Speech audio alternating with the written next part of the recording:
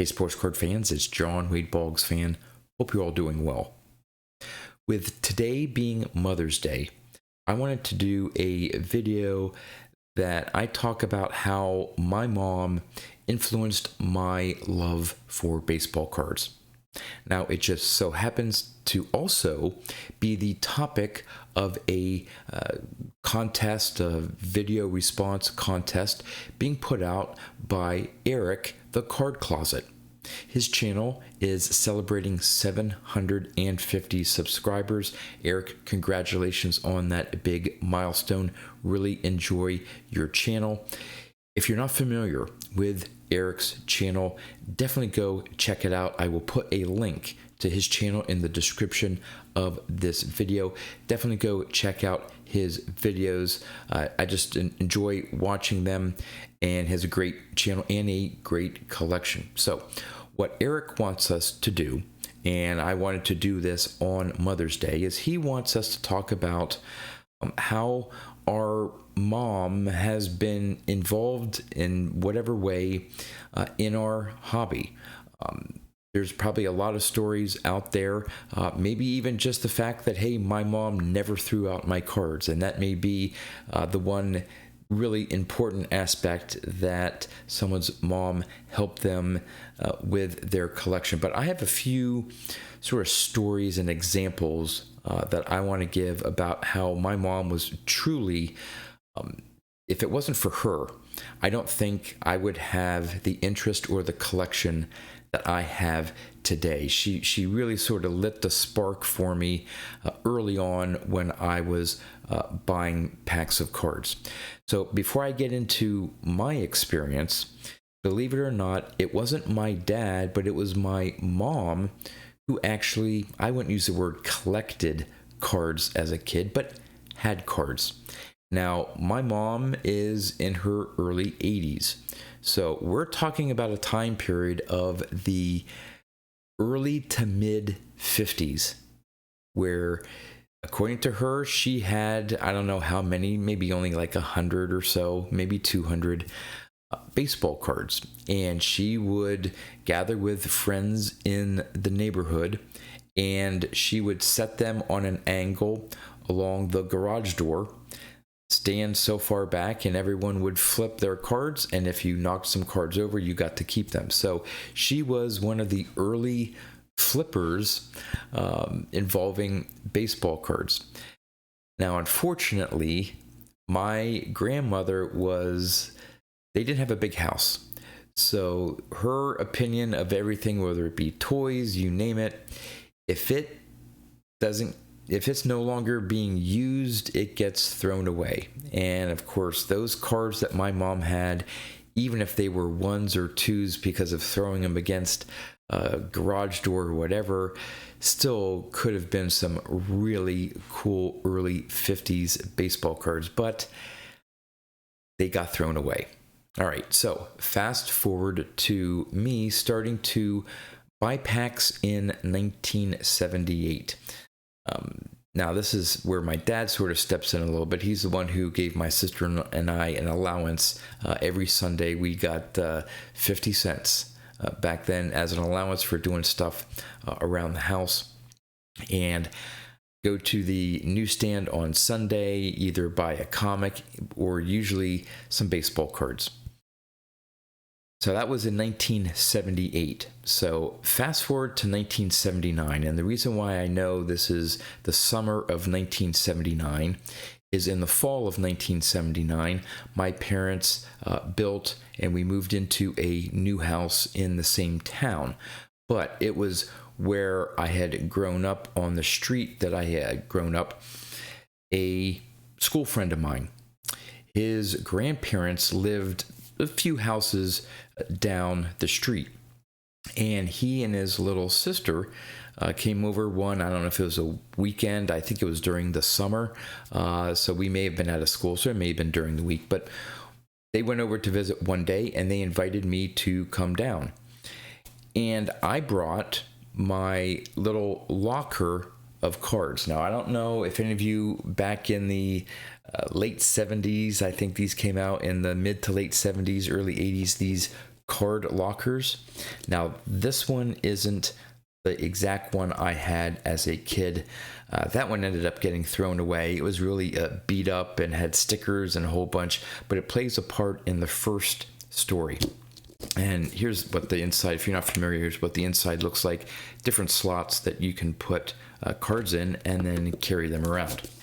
So I had a lot of my 1978 and 79 cards in this locker, and I took it down. I don't know if it was just to show off. I don't think he may have had some cards. I don't think we were looking to do any trades.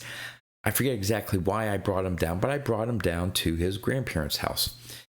And again, some of these details I don't quite remember, but whether it was an accident or I don't know. I think it was an accident, but anyway, his younger sister she was really little at the time, and they set up a little kiddie pool in the backyard. And somehow that card locker got into the kiddie pool. And needless to say, a lot of the cards that I had in that locker got wet.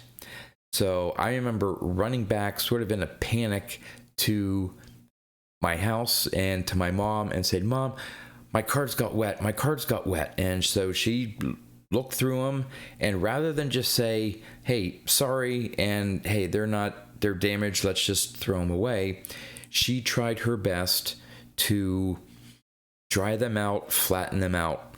Now, I don't know how well this is going to show up here, but for some cards, she did a pretty good job. Now, this one here is the Tom Seaver, and this is one from that I originally had in my collection. And let's see if I can even get it to focus here. Okay, here we go. Now, I don't know if you can see near the top of his cap there, you'll notice a few sort of surface wrinkles. Well, that extends all the way. There's multiple ones that extend down the front of the card if you look at it at a certain angle. And in fact, yeah, they go all over and to the side. You can clearly see it if you shine the light on the top. But it's because it was wet. Now, nice and flat though, other than those surface wrinkles and of course corner issues from just me playing with the cards. This one survived fairly well because of the quick action of my mom. Other cards, though, that I had didn't quite fare out as well. Take this checklist, for example. As you can see here, if you just look at it from the front, it looks fine. But you notice the wave in that card? You can probably see it right there. Yeah, this one didn't straighten out and flatten out as much. This one didn't fare as well.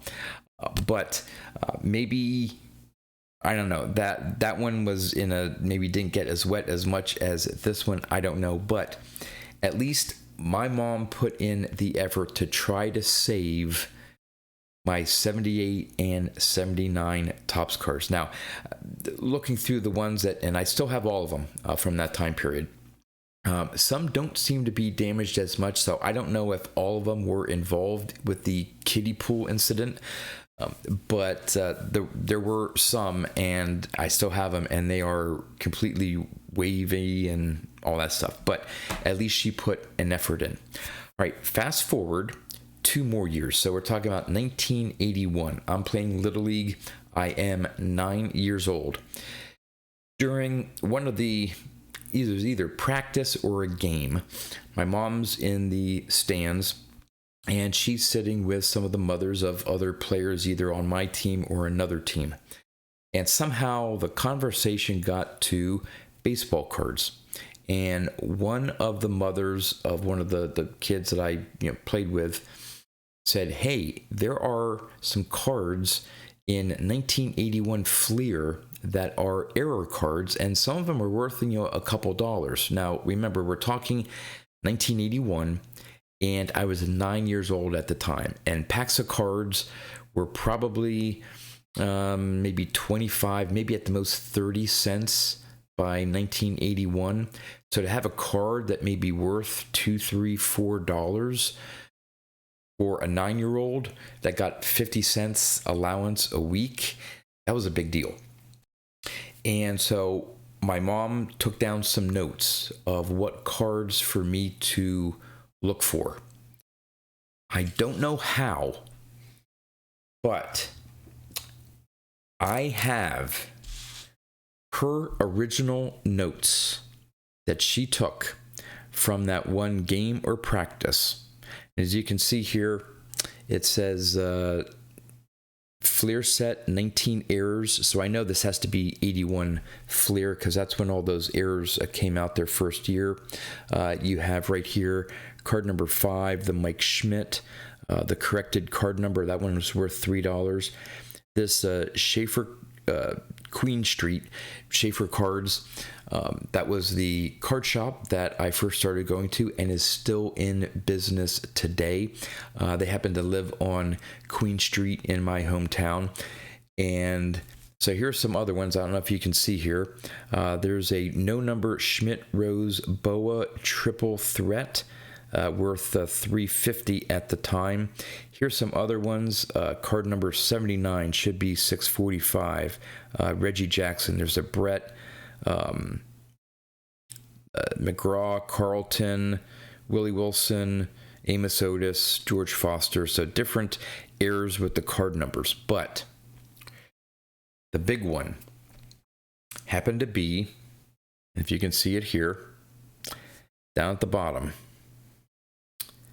card number 369 from the 1979 Top Set. Now, my mom wrote down Bumper Wills, but it's actually Bump Wills. And there was an error with this card, and then they corrected it later on in the print run. The error card is more common than the corrected version. So the error card is with his team listed as the Blue Jays on the front, but the Rangers on the back. And even that one at the time was worth $3. But the corrected version had the Rangers team on the back and the Rangers team on the front. And if you notice there, right there, $7. Again, we're talking about 1981 and a 9-year-old. There's a card worth $7 out there. And sure enough, after my mom put this list together, showed me this list, I don't think I had any of those 81 Fleer errors, but I had the corrected version of the Bump Wills. Rangers team on the front, Rangers team on the back. So because my mom took the time to jot down those notes and see if, to have me see if I had any of these error cards in my collection, and the fact that I looked through that list and found that I had a $7 card. Now, it's off center, the corners are dinged and stuff, so technically speaking, it wouldn't have been worth the full $7. However, to a 9-year-old, this was worth $7. And it jump-started my interest. It wasn't about the money, and I didn't open packs to see, get cards that were worth money. But it made me realize that, hey, these are not only just fun, but some of these may be worth something. And so I started buying more cards, especially into the early 80s. Mid 80s was, I forget why, but there was a little bit of a lull. And then, of course, 1987 on through the junk wax era. And ever since, I've been buying cards, not just for the love of the hobby and collecting, but knowing that maybe some of these may be worth money. That wasn't the primary driver, though, but this Bump Wills card, and again, is due to my mom writing down that note and having me look through my collection to see if I had it, just jump-started my interest in collecting baseball cards. And then from that, she was also told that, hey, to collect these cards, it's fine to buy packs of cards. that's fun and no problem. But what you really want to do, again, this is the mindset in the early 80s, is you want to collect the entire set, the complete set for a year. And so for birthdays and Christmases, my mom was responsible for picking out the gifts for my sister and I. And so for either my birthday and or Christmas, depending on the release date and all that stuff, I would get a complete set of Tops. It was not until later into the probably the late 80s where I got a Donruss and Score set as well as a Top set, but then the set's starting to get, relatively speaking for the time, expensive, but my mom always kept up with the Tops set. So because of that, I have every complete set from 1980 and through that, well, actually through the junk wax era, but for all the years, even when I didn't buy too many packs, I always got a Tops complete set for either my birthday or Christmas. So again, it's really due to my mom, and maybe it's because she had cards when she was a kid, so she never threatened to throw out my cards when I had them. Maybe because she knew that her cards were thrown away, and when I heard about it, even early on, I was like, oh my gosh, how terrible it was that your cards got thrown away. Maybe because of that and her experience having cards as a kid but no longer having them, that she made sure I kept mine and that I would continue to be involved with baseball cards. And since then, this hobby and collecting baseball cards has been a big part of my life. So I want to take this opportunity to say, Mom, thank you very much. This has been just a wonderful hobby for me, and it is due in a large part to you. So happy Mother's Day. And Eric, congratulations on 750 subscribers to your channel. Thanks for doing this contest. Great idea, great concept for Mother's Day. And I hope all those collectors out there who hope you wish your mom a happy Mother's Day as well. And with that, that's all I have for you. So until next time, thanks for watching.